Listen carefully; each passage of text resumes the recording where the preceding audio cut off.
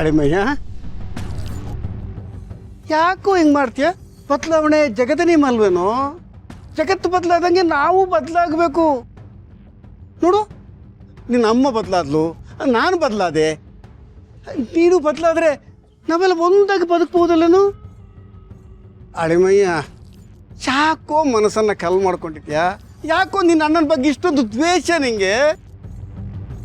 ಮುಗಿತಾ ನಿಂದು ಪ್ರವಚನ? ದ್ವೇಷದ ಬಗ್ಗೆ ಲೆಕ್ಚರ್ ಕೊಡೋದು ನೀನು. ಒಂದು ಕೇಳ, ಈ ಜೇಡಿ ಹುಟ್ಟುತ್ತಾನೆ ದ್ವೇಷ ಕಾರ್ಬೇಕು ಅಂತ ಹುಟ್ಟುತ್ತ ಇಲ್ಲ ಅಲ್ವಾ? ನನ್ನೊಳಗೆ ಅದನ್ನ ಹುಟ್ಟಿಸಿದ್ದು ನೀವುಗಳು, ನೀನು ಅಂಡ್ ನಿನ್ನ ಸಿಸ್ಟರ್. ಅದನ್ನ ಹುಟ್ಟಿಸಿದ್ದು ನೀವು, ನೀರು ಗೊಬ್ಬರ ಹಾಕಿ ಅದನ್ನ ಬೆಳೆಸಿದ್ದು ನೀವು, ಅದು ಬೆಳೆದು ದೊಡ್ಡದಾಗಿ ನನ್ನ ಮನಸ್ಸಲ್ಲಿ ಬೇರೂರೋ ಹಾಗೆ ಮಾಡಿದ್ದು ನೀವುಗಳು. ನಾನು ಕಲ್ತಿದ್ದಲ್ಲ. ಒಂದೊಂದ್ಸಲ ಅನ್ನಿಸ್ತಾ ಇತ್ತು ನಾನು ಮಾಡ್ತಿರೋ ತಪ್ಪಲ್ವಾ ಅನ್ನೋ ಗಿಲ್ಟು ಪಲ್ಟು ಮಣ್ಣು ಮಸಿ ನನಗೂ ಇತ್ತು. ಅವಾಗೆಲ್ಲ ನೀವುಗಳು ಏನಂತಿದ್ರಿ ನೆನಪಿದ್ಯಾ? ಇಲ್ಲ, ಇದು ತಪ್ಪಲ್ಲ, ಇದು ಯುದ್ಧ ಅಂತ. ಅವತ್ತೇ ಕೊನೆ. ಕೈಯಲ್ಲಿ ರೋಸೋ ಬುಕ್ಕೋ ಹಿಡ್ಕೊಂಡು ಬೆಳಿಬೇಕಾದವನು ನಿಮ್ಗಳ ಮಾತು ಕೇಳ್ಕೊಂಡು ಗನ್ ಹಿಡ್ಕೊಂಡು ಬೆಳೆದೆ. ಯುದ್ಧಕ್ಕೆ ಅಂತ ನಿಂತ್ಕೊಂಡೆ. ಅಂಡ್ ಆ ಯುದ್ಧದಲ್ಲಿ ಗೆಲ್ಲೇಬೇಕು ಅನ್ನೋ ಹಠ ಶುರು ಆಯ್ತು. ದ್ವೇಷ ಶುರು ಆಯ್ತು. ಆ ದ್ವೇಷ ನನಗೆ ಕಿಕ್ ಕೊಡಕ್ ಶುರು ಆಯ್ತು. ನಾನು ಅದಕ್ಕೆ ಅಡಿಕ್ಟ್ ಆಗ್ತಾ ಹೋದೆ. ಈಗೇನೋ ನೀವುಗಳು ಸಾಚಾಗಳ ಥರ ಸ್ಯಾನಿಟೈಸರ್ ಹಾಕಿ ಕೈ ಬಾಯಿ ಮನ್ಸು ತಲೆ ಎಲ್ಲ ತೊಳ್ಕೊಂಡ್ಬಿಟ್ಟು ಒಳ್ಳೆಯವ್ರಾಗ್ಬಿಟ್ರಿ ಅದ್ ಮಾತ್ರಕ್ಕೆ ನನ್ನನ್ನು ಹಾಗೆ ಆಗುವಂತಿದ್ದೀರಾ? ಚಾನ್ಸೇ ಇಲ್ಲ. ದ್ವೇಷ ಆಟ ಅನ್ನೋ ಡ್ರಗ್ ಸಪ್ಲೈ ಮಾಡಿದ್ದು ನೀವುಗಳು. ಅಂಡ್ ನೀವು ಮಾಡಿದ್ದು ಸಪ್ಲೈಗೆ ಅಡಿಕ್ಟ್ ಆಗಿರೋನು ನಾನು.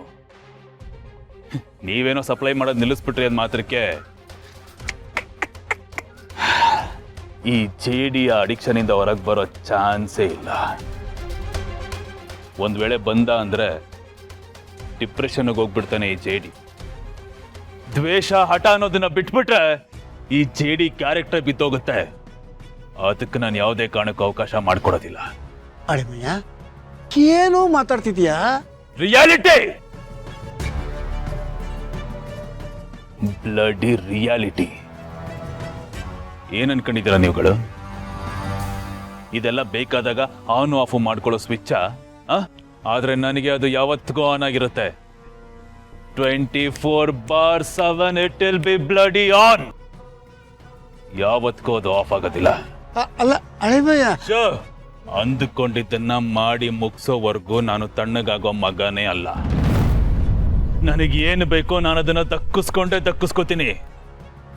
ಹೋಯ್ತು ಸಂಬಂಧ ಅಂತ ಎಲ್ಲದನ್ನು ಬಿಟ್ಕೊಡೋ ಕಾಲ ಯಾವಾಗ್ಲೂ ಹೊರಟೋಯ್ತು. ನನ್ನ ಗುರಿಗೆ ಯಾರೇ ಅಡ್ಡ ಬಂದ್ರು ನಾನು ಯಾರನ್ನು ಸುಮ್ಮನೆ ಬಿಡೋದಿಲ್ಲ.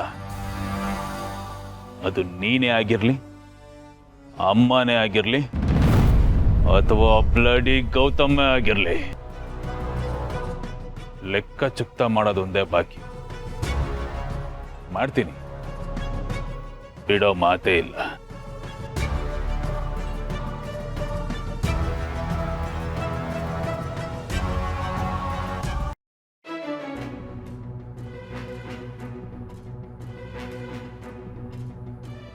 ಬೇಬೇ,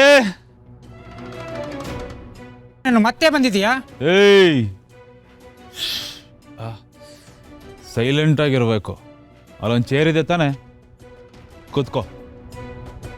ನಾನು ಮನೆ ಹತ್ರನೂ ಬಂದಿಲ್ಲ, ಮನೆ ಒಳಗೂ ಬಂದಿಲ್ಲ. ರೋಡ್ ಇದು ಪಬ್ಲಿಕ್ ಪ್ರಾಪರ್ಟಿ. ನಾನಿಲ್ಲಿ ಏನಾದರೂ ಮಾಡ್ಕೋತೀನಿ. ಕೇಳೋ ರೈಟ್ಸು ಯಾವ ನನ್ನ ಮಗನಿಗೂ ಇಲ್ಲ. ಸೊ ಇಬ್ರು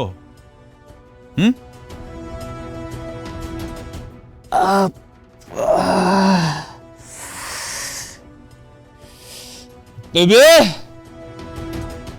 ಬೇ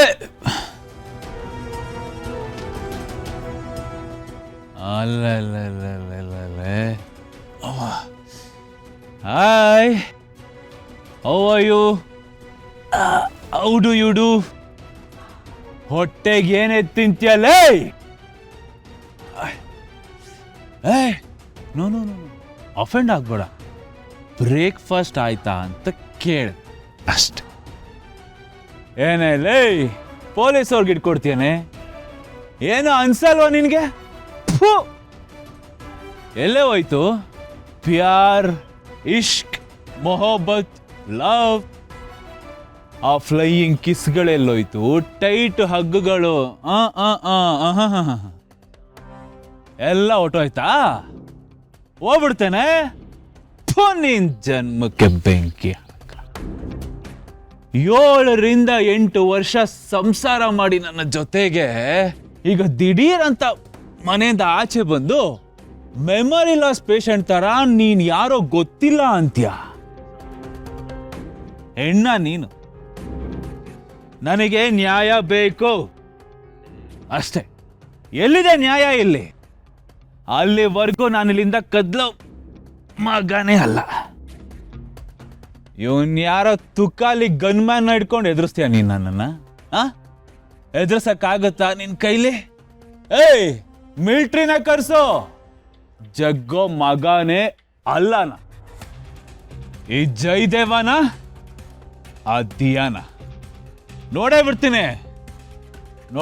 ನೋಡೇ ಬಿಡ್ತೀನಿ. ಇವನ್ನ ಒದ್ದು ಒಳಗಾಕ್ಸಿದ್ರು ಆ್ಯಟಿಟ್ಯೂಡ್ ಮಾತ್ರ ಸ್ವಲ್ಪನೂ ಕಡಿಮೆ ಆಗಿಲ್ಲ. ಇರು, ಮತ್ತೆ ಪೊಲೀಸ್ ಕಂಪ್ಲೇಂಟ್ ಕೊಟ್ಟು ಲೈಫ್ ಲಾಂಗ್ ನಿನ್ನ ಜೈಲಲ್ಲಿ ಬಿದ್ದಿರಬೇಕು. ಹಾಗೆ ಮಾಡ್ತೀನಿ. ದಿಯಾ, ಏನು ಮಾಡ್ತಿದ್ಯಾ? ನೀನು ಮತ್ತೆ ಪೊಲೀಸ್ ಕಂಪ್ಲೇಂಟ್ ಕೊಟ್ರೆ ಅವ್ನು ಸರಿ ಹೋಗ್ತಾನಾ?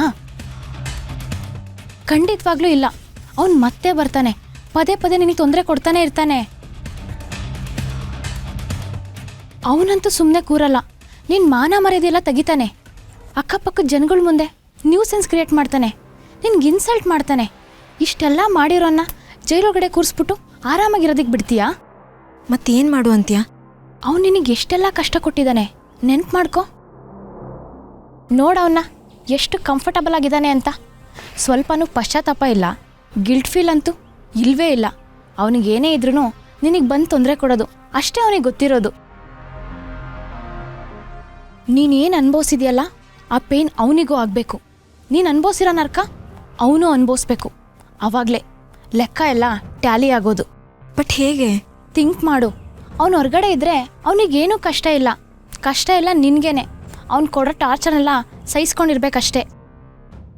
ಅದ್ರ ಬದಲು ಅವ್ನು ನಿನ್ನ ಹತ್ರನೇ ಇದ್ದರೆ, ನಿನ್ನ ಸರ್ಕಲಲ್ಲೇ, ನಿನ್ನ ಸುತ್ತಮುತ್ತನೇ ಫ್ರೆಂಡ್ ಆಗಿನೋ ಬಾಡಿಗಾರ್ಡ್ ಆಗಿನೋ ಒಟ್ನಲ್ಲಿ ಏನೋ ಒಂದು ಅವ್ನು ನಿನ್ನ ಹತ್ರ ಇರಬೇಕಷ್ಟೇ. ಈ ರೀತಿ ಓಪನಾಗಿ ಗುದ್ದಾಡೋದ್ಕಿಂತ ಅದೇ ಸೇಫ್. ಶತ್ರು ದೂರ ಇದ್ದರೆ ಕಣ್ಣಿಡೋದು ತುಂಬ ಕಷ್ಟ. ಅದೇ ಹತ್ತಿರ ಇದ್ದರೆ ಅವ್ನ ಪ್ರತಿಯೊಂದು ಮೂಮೆಂಟು ನಮಗೆ ಕಾಣಿಸ್ತಾ ಇರುತ್ತೆ. ನಮ್ಮ ಕಣ್ಮುಂದೆ ಇದ್ದಂಗೂ ಆಗುತ್ತೆ. ಎಲ್ಲೋ ದೂರ ನಿಂತ್ಕೊಂಡು ನಿನ್ನ ವಿರುದ್ಧ ಪ್ಲ್ಯಾನ್ ಮಾಡೋದು ತಪ್ಪುತ್ತೆ.